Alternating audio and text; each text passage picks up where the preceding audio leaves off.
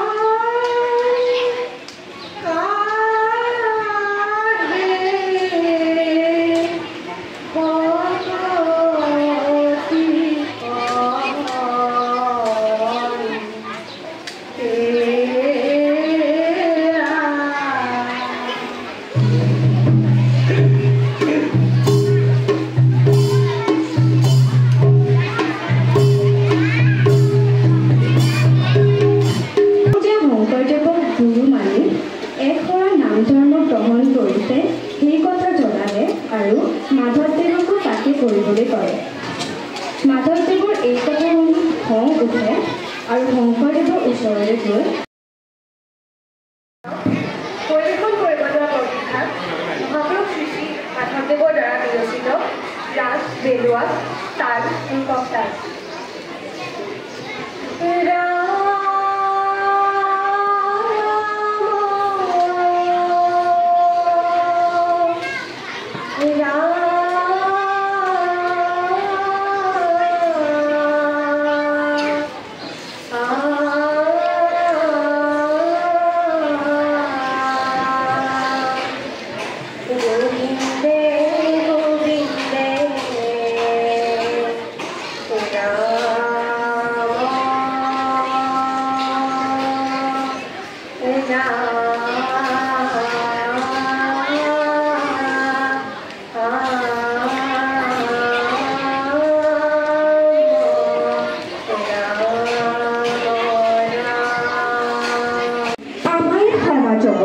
মহাপুৰুষ হিচাপে খ্যাত শ্ৰী শ্ৰী মাধৱদেৱৰ 537 সংখ্যক জন্মোৎসৱ। এই জন্মোৎসৱত তেওঁৰ প্ৰতি গভীৰ শ্ৰদ্ধাঞ্জলি জ্ঞাপন কৰি মই 10ম শ্ৰেণীৰ ছাত্ৰী শ্ৰীমতী নিৰ্মালী বৰাই আপোনালোকৰ আগত মাধৱদেৱৰ বিষয়ে দুআষাৰ ক'বলৈ আগবাঢ়িছোঁ। শংকৰদেৱৰ প্ৰিয় শিষ্য অৰ্থাৎ শংকৰদেৱে বহাৰ বুলি সম্বোধন কৰা শ্ৰী শ্ৰী মাধৱদেৱৰ জন্ম হৈছিল 1499 চনত লখিমপুৰ জিলাৰ নাৰায়ণপুৰৰ লেটেকুপুখুৰী 7ম শ্ৰেণীৰ ছাত্ৰী জাগৃতা শৰ্মা। মই পৰিৱেশন কৰিবলৈ লোৱা বৰগীত শ্ৰী শ্ৰী শংকৰদেৱ বিৰচিত ৰাগ ধনশ্ৰী তাল পৰিতাল।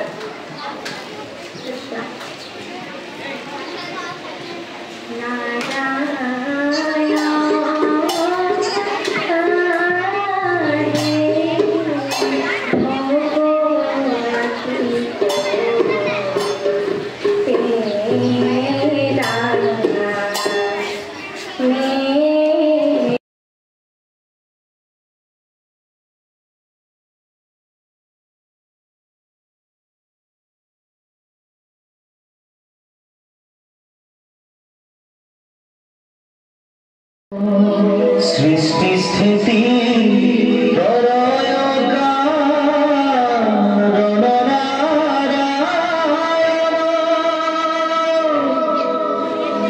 ब्रह्मा रूपे अवतरी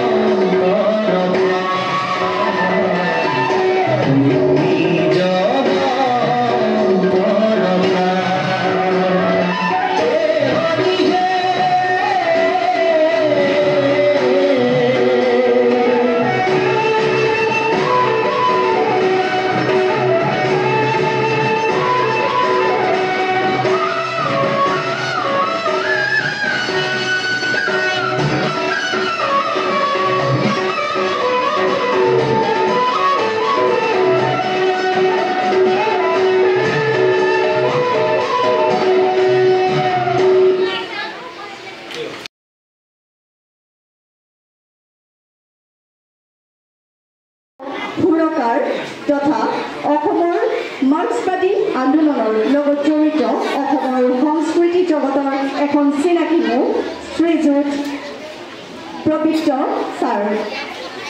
পবিত্ৰ গোস্বামী ছাৰক মঞ্চলৈ আহি তেওঁৰ সাৰুৱা কথাৰে আজি ছাত্ৰ ছাত্ৰীসকলক উপকৃত কৰিব বুলি আশা ৰাখিলোঁ।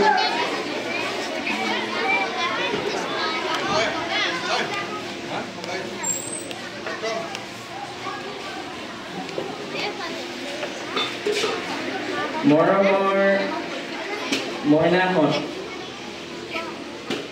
মই বক্তৃতা নিদিওঁ দেই, তোমালোকৰ লগত অলপমান কথা পাতিম, হ'ব? আজি কি বাৰু, আজি কি পাতা হৈছে ইয়াত? মাধৱদেৱৰ জন্মোৎসৱ, হয়নে? এই যে লিখিছে 537 সংখ্যক জন্মোৎসৱ, তাৰমানে কি? মাধৱদেৱৰ জন্ম কেতিয়া হৈছিল? আজিৰ পৰা কিমান বছৰৰ আগতে?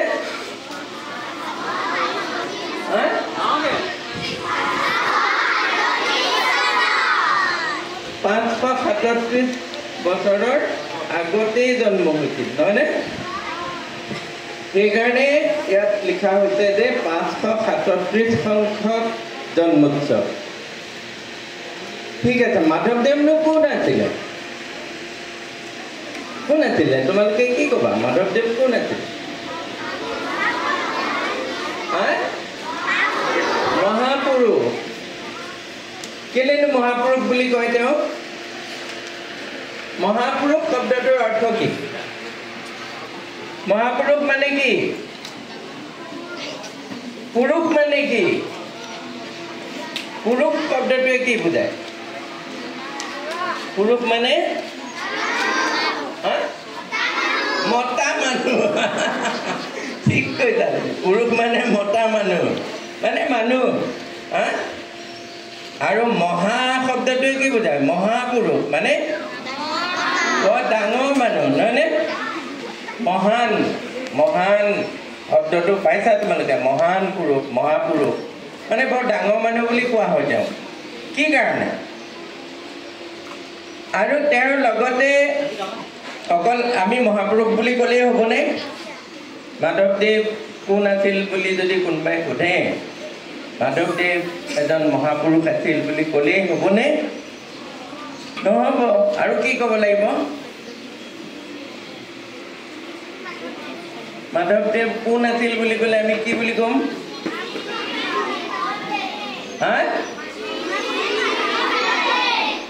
কি কি? শ্ৰী শ্ৰী মাধৱদেৱ। বুজিছোঁ বাৰু, শ্ৰী শ্ৰী মাধৱদেৱ। কিন্তু সেইটো তেওঁ নামৰ আগত আমি দুটা শ্ৰী লগাই দিওঁ। মানে আমি সৰ্বসাধাৰণতে আমি সাধাৰণ মানুহবিলাকে এটা শ্ৰী লিখোঁ, হয়নে নহয়? শ্ৰী আমুক চন্দ্ৰ তামুক। কিন্তু ডাঙৰ যিসকল মহান পুৰুষ, মহাপুৰুষ, তেওঁলোকক বুজাবলৈ আমি দুটা শ্ৰী আগত লগাই দিওঁ। শংকৰদেৱক তেনেকৈ শ্ৰীমন্ত শংকৰদেৱ বুলি কোৱা হয়, হয়নে? এতিয়া মই সুধি থকা কথাটোৰ উত্তৰটো তোমালোকে এতিয়াও দিয়াগৈ নাই যে মাধৱদেৱ কোন আছিল বুলি ক'লে আমি আৰু লগতে আৰু কি লগাব লাগিব, কি ক'ব লাগিব, কাৰ কথা ক'ব লাগিব? শংকৰদেৱৰ লগতে, মাধৱদেৱৰ লগতে আৰু কাৰ নাম উল্লেখ কৰিব লাগিব আমি? শংকৰদেৱ। তাৰমানে দুইজন কি আছিলে? ককাই ভাই। ঠিকেই কৈছা, দুইজন ককাই ভাই আছিল, হয় জানো? ককাই ভাই। মাধৱদেৱ শংকৰদেৱৰ ভায়েক আছিল নেকি? কি আছিলে? শিষ্য। তাৰমানে শংকৰদেৱ কোন আছিল? মাধৱদেৱৰ নহয়, মাধৱদেৱ আছিল শংকৰদেৱৰ শিষ্য। শংকৰদেৱ মাধৱদেৱৰ কি আছিলে? গুৰু। গুৰু শিষ্যৰ সম্পৰ্ক আছিলে তেওঁলোকৰ, নহয়নে? এই ধৰণে কথাবিলাক আমি ক'ব জানিব লাগিব, হয়নে নহয়? তোমালোকৰ ইয়াতে দুগৰাকী ছোৱালীয়ে বক্তৃতা দি গ'ল মাধৱদেৱৰ বিষয়ে প্ৰথমে আলফুলে ক'লে তাৰপিছত নিৰ্মালীয়ে ক'লে মই মন কৰি আছোঁ তোমালোকে কিন্তু শুনা নাই কি কৈছে আচলতে বক্তৃতা দিলে তেনেকুৱাই হয় মই তেওঁলোকক দোষ দিয়া নাই তেওঁলোকে বক্তৃতাটো তেনেকৈ দিছে বৰ সুন্দৰ বক্তৃতা দিছে কিন্তু তোমালোকে কাম কৰা নাই মন দিয়া নাই এইটো বৰ স্বাভাৱিক কথা তোমালোকৰ বয়সৰ সৰু সৰু ল'ৰা ছোৱালীয়ে তোমালোকে গান শুনি ভাল পোৱা নাচ নৃত্য দেখি ভাল পোৱা নহয়নে এতিয়া ইয়াতে ভালেমানকেইটা বৰগীতো পৰিৱেশিত হ'ল এটা নৃত্যও পৰিৱেশন কৰিলে আমি চাই শুনি ভাল পালোঁ নহয়নে এই কথা শুনি বৰ ভাল নালাগে হয়নে নহয় কথা শুনি অলপ আমনি লাগে কোনোবাই বক্তৃতা দি থাকিলে কিনো শুনিবা হয়নে নহয় এইটো স্বাভাৱিক কথা মই সেইকাৰণে বক্তৃতা নাই দিয়া নিদিওঁ মই তোমালোকৰ লগত কথাহে পাতিছোঁ হয়নে হয় নহয় মাধৱদেৱ তেতিয়াহ'লে শংকৰদেৱৰ শিষ্য আছিল শংকৰদেৱ মাধৱদেৱৰ গুৰু আছিল এই শংকৰদেৱনো কোন আছিল বুলি ক'লে আমি কি বুলি কওঁ শংকৰদেৱনো কোন আছিল মহাপুৰুষ সেইটো বুজিলোঁ বাৰু শংকৰদেৱো মহাপুৰুষ আছিল মাধৱদেৱো মহাপুৰুষ মানে বৰ ডাঙৰ মানুহ আছিল তেওঁলোকে বৰ ডাঙৰ কাম কৰিছিলে সমাজৰ কাৰণে কিবা কৰিছিলে নহয় জানো মহাপুৰুষ সেইসকলকে কয় যিসকলে সমাজৰ কাৰণে ৰাইজৰ কাৰণে দেশৰ কাৰণে কিবা অৱদান দি যায় কিবা কাম কৰি যায় হয়নে এই শংকৰদেৱে কি কৰিছিল কি কাৰণে বিখ্যাত তেওঁ শংকৰদেৱ কি কাৰণে বিখ্যাত বৈষ্ণৱ ধৰ্ম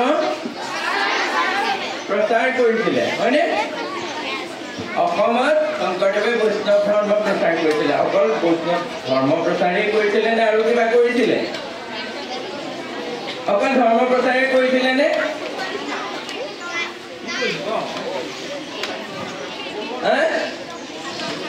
শংকৰদেৱে অকল ধৰ্মকে প্ৰচাৰ কৰিছিলে নে আৰু তেওঁ ধৰ্মটো কি ধৰ্ম বুলি কয় বৈষ্ণৱ ধৰ্ম আৰু কি নামেৰে জনা যায় শংকৰদেৱে প্ৰচাৰ কৰা ধৰ্মটো কি নামেৰে জনা যায়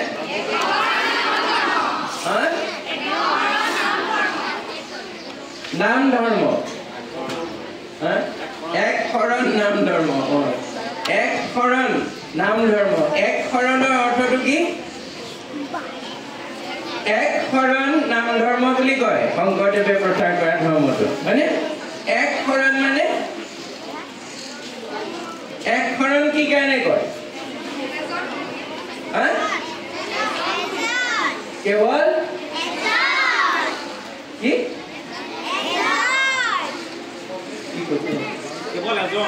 কেৱল এজন এক মানে এজন এক শৰণ মানে কেৱল এজনত শৰণ লোৱা কেৱল এজন ঈশ্বৰক ভক্তি কৰা হয়নে কেৱল এজন ঈশ্বৰক সেৱা কৰা শৰণ লোৱা হয়নে সেই ঈশ্বৰজন কোন শংকৰদেৱে দেখুওৱা ঈশ্বৰজন কাক তেওঁ ঈশ্বৰ হিচাপে দেখুৱাইছে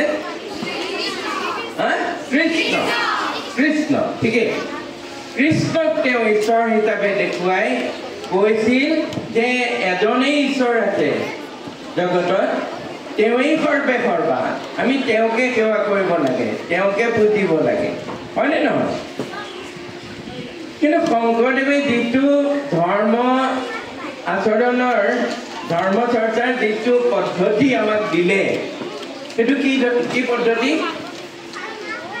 এই মইনা তুমি কি বজাই আছা বটলটো বজাই আছা দেখোন আমনি লাগিছে ন শুনি বেয়া পাইছা নেকি মোৰ কথাবোৰ শংকৰদেৱে কেনেকৈ ধৰ্ম কৰিবলৈ কৈছিলে আমাক নাম ধৰ্ম বুলি যে কয় তাৰমানে কি নাম গাব লাগে হয়নে গাব লাগে তেওঁ ভক্তি ধৰ্ম প্ৰচাৰ কৰিছিলে ভক্তিক শ্ৰেষ্ঠত্ব দিছিলে আৰু ভক্তি ৯বিধ ভক্তিৰ কথা কৈছিলে ৯বিধ ভক্তিৰ ভিতৰত শ্ৰেষ্ঠ স্থান দিছিলে ২বিধ ভক্তি সেই ২বিধ কি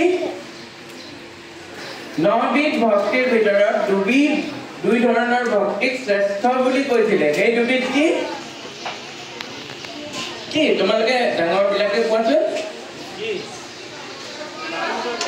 শ্ৰৱণ আৰু কীৰ্তন শ্ৰৱণ মানে কি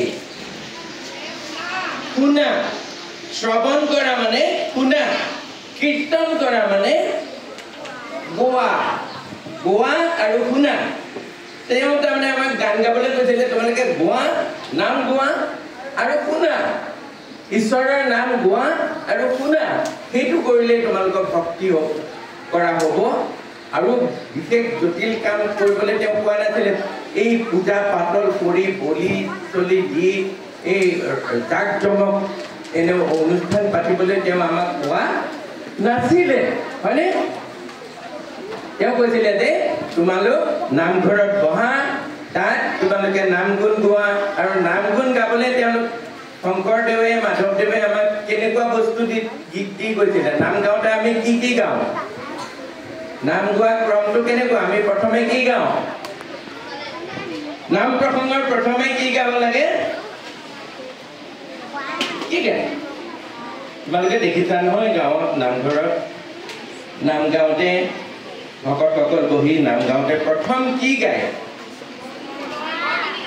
বৰগীত গায় প্ৰথমে এটা বৰগীতেৰে আৰম্ভ কৰে তাৰ পাছত মাধৱদেৱে লিখি থৈ যোৱা নামঘোষা পুথিৰ কেইটুকমান গোৱা হয় হয়নে তাৰ পাছত কিছুমান সত্ৰত পুৰুষোত্তম ঠাকুৰ বুলি শংকৰদেৱৰ নাতি এগৰাকীয়ে লিখি থৈ গৈছিলে নঘোষা বুলি এখন পুথি তাৰো একোট গায় তাৰ পাছত কীৰ্তন কোনে ৰচনা কৰিছিলে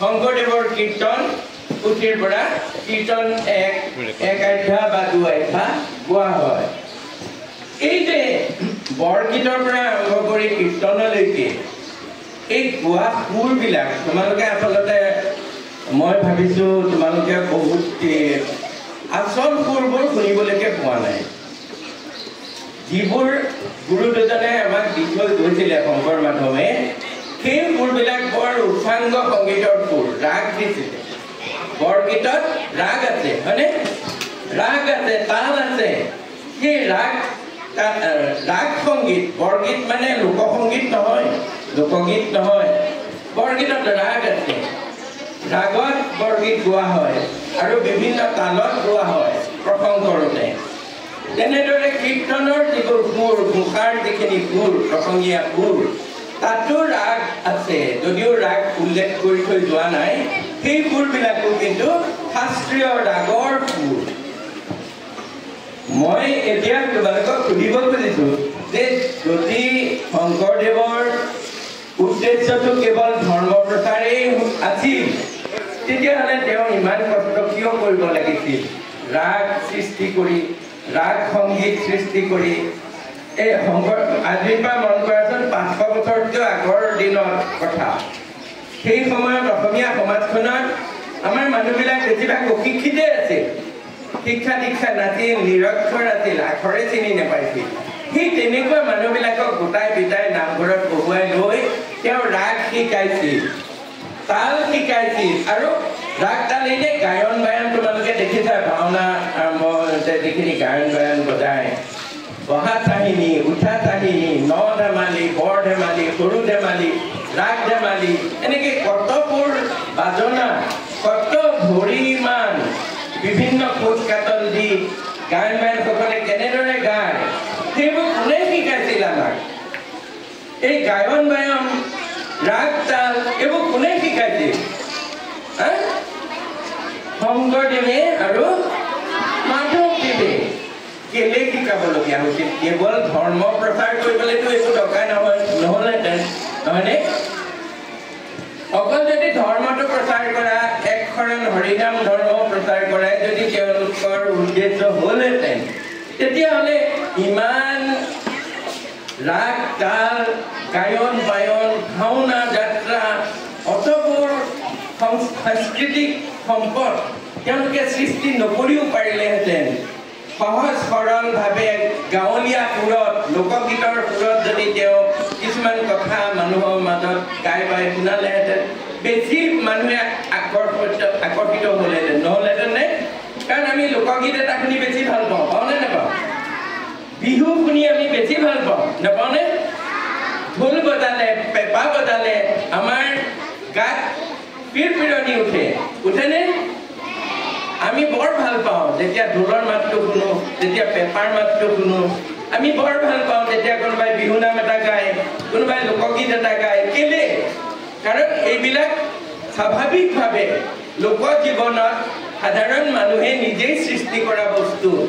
আৰু এইবিলাকৰ সেইকাৰণে আবেদনটো সাৰ্বজনীন, সকলো মানুহেই ভাল পায়।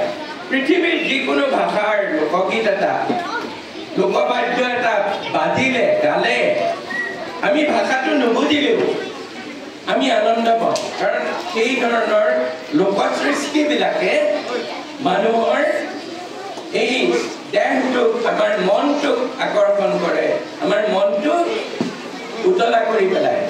কিন্তু শাস্ত্ৰীয় সংগীত বা ৰাগ সংগীতৰ যিটো আবেদন, সেইটোৱে আমাৰ মনক উতলা নকৰে, আমাৰ দেহত পিৰপিৰণি নুতুলে, আমাৰ হৃদয়ত আলোড়ন তোলে।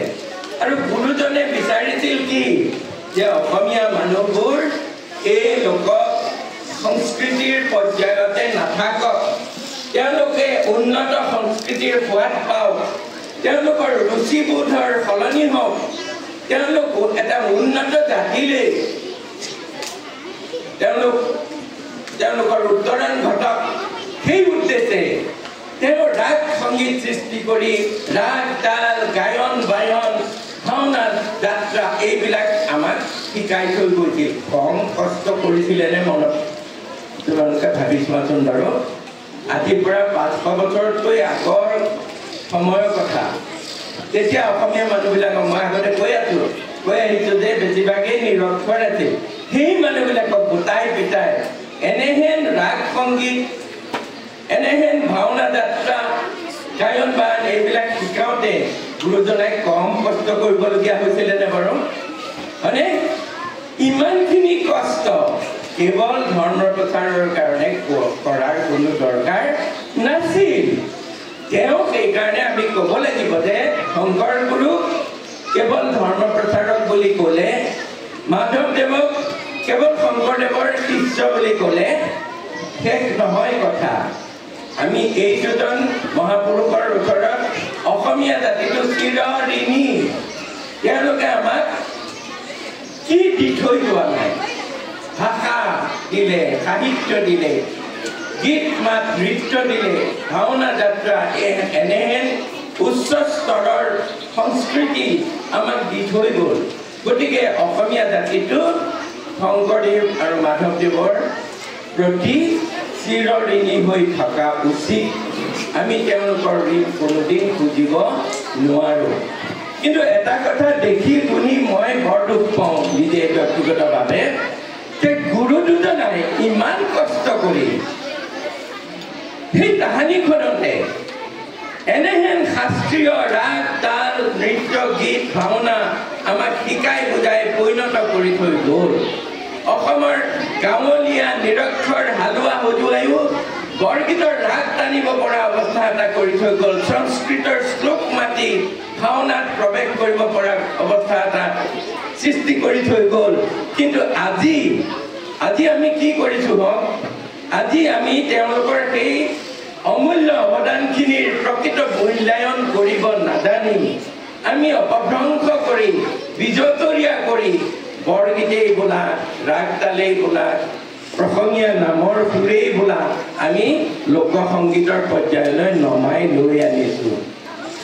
গুৰুজনে ওপৰলৈ তুলি থৈ গ'ল আমাৰ অসমীয়া লোক সংগীতক, অসমীয়া লোক সংস্কৃতিক। গুৰু দুজনাই ওপৰলৈ তুলি শাস্ত্ৰীয় পৰ্যায়ত থৈ গ'ল।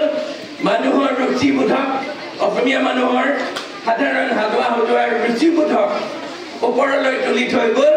আৰু আজিৰ তাৰিখত আমি সেই কথাটো বুজিব নোৱাৰি, তেওঁলোকৰ প্ৰকৃত মূল্যায়ন কৰিব নোৱাৰি, তেওঁলোকৰ অৱদানসমূহৰ প্ৰকৃত মূল্যায়ন কৰিব নোৱাৰি আমি কৰিছোঁ কি, সেই শাস্ত্ৰীয় পৰ্যায়ৰ পৰা তেওঁলোকৰ নৃত্য, গীত, নাম কীৰ্তনৰ সুৰ এইবিলাক নমাই আনি আমি লোকসংগীতৰ সুৰলৈ, লোক সংস্কৃতিৰ পৰ্যায়লৈ অৱনমিত কৰি পেলাইছোঁ। এইটো বৰ দুখৰ কথা। সেইকাৰণে মই তোমালোকক উঠি অহা ল'ৰা ছোৱালীবিলাকক কওঁ যে তোমালোকে যদি বৰগীত গাব লাগে শুদ্ধভাৱে শিকি শুদ্ধ ৰূপে পৰিৱেশন কৰিবলৈ যত্ন কৰিবা তেতিয়াহে গুৰুজনৰ প্ৰতি প্ৰকৃত শ্ৰদ্ধা জনোৱা হয় আৰু শুদ্ধ ৰূপে পৰিৱেশন কৰা মানে মই কি বুজাব খুজিছোঁ যে প্ৰসংগীয়া যিটো আৰ্হি নামঘৰত খোল প্ৰসংগ কৰোঁতে আমি বৰগীত যেনেদৰে পৰিৱেশন কৰোঁ খোল তাল লৈ কেনেকৈ পৰিৱেশন কৰোঁ প্ৰথমে গুৰুঘাটৰ বাজনা বাজে তাৰ পাছত ৰাগ তালনীৰ বাজনাত ৰাগ দিয়ে তাৰ পাছত ধ্ৰুৱ অংশ মূল গায়নজনে লগাই দিয়ে দ্বিতীয়বাৰ দোহাৰোতে পালিকসকলে দোহাৰে আৰু খোল তালৰ বাজনা বাজে পদ অংকত বহুকেইখন তাল সংযোগ হয় প্ৰতিভাগী পদত কমেও দুখন তাল সংযোগ কৰি গোৱা হয় আৰু সামৰণিত ঠেলা বাজনা নামেৰে এখন বাজনাৰে